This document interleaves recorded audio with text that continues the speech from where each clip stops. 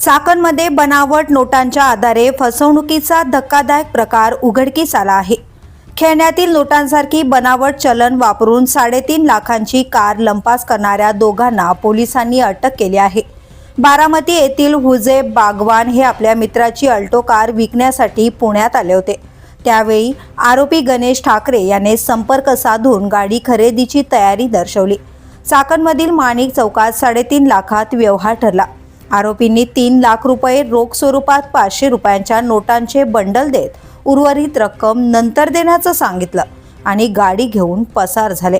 मात्र बंडल उघडून पाहिल्यावर फक्त वरची आणि खालची नोट खरी असून मधल्या सर्व नोटा बनावट असल्याचं समोर आलं। यानंतर तक्रार दाखल होताच पोलिसांनी तात्काळ तपास सुरू केला।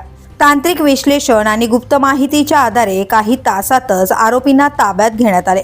त्यांच्याकडून तब्बल 42,50,000 रुपयांच्या बनावट नोटा जप्त करण्यात आल्या आहेत। या प्रकरणामुळे बनावट चलनाच्या नव्या पद्धतीचा पर्दाफाश झाला असून पोलिसांकडून पुढील तपास सुरू आहे। द पोलीस न्यूजसाठी अनिल शिरसाट, पुणे।